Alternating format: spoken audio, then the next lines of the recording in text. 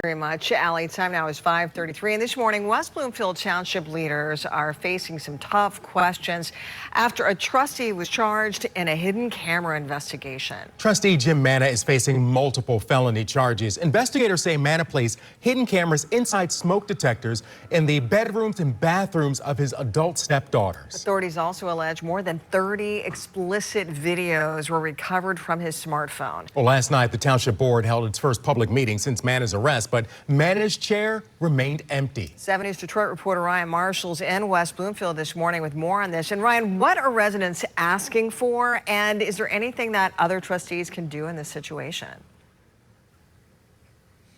Well, Alicia Keenan, that is a very good question. Plain and simple, they are asking him to step down. That's an easy thing to say.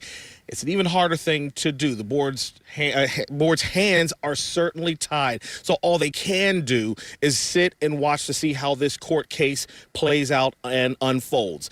Now, Jim Manna was arrested 2 Sundays ago after investigators discovered secret filming devices inside of smoking detectors embedded throughout his home. His adult stepdaughters accused him of filming them nude in their bedrooms. Investigators not only discovered the devices, they also found over 30 nude videos from those hidden cameras on his phone. The Oakland County Prosecutor's Office officially charged Manna with 2 counts of capturing or distributing images of an unclothed person and 5 counts of eavesdropping by installing or using a device. The West Bloomfield Township trustee, well, he faces a maximum of 20 years in prison if he's convicted on all of the charges. The Board of Trustees held their first public meeting last night since the arrest. Manna wasn't there, but residents and other elected officials spoke out about the serious crimes.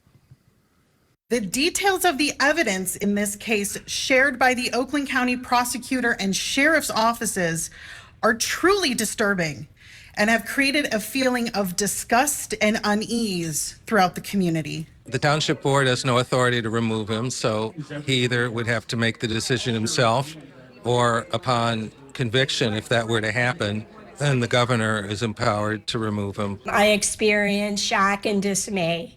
And I too hope that, Jim, if you're listening, that you'll resign and that the board can move forward.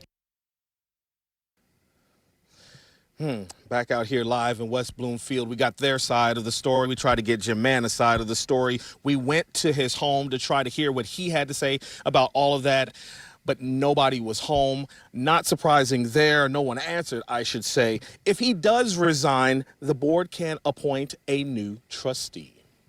Here live in West Bloomfield, I'm Ryan Marshall for 7 News Detroit this morning. Back to you guys. All right. Thank you so much, Ryan. We'll continue to follow what happens there in West Bloomfield.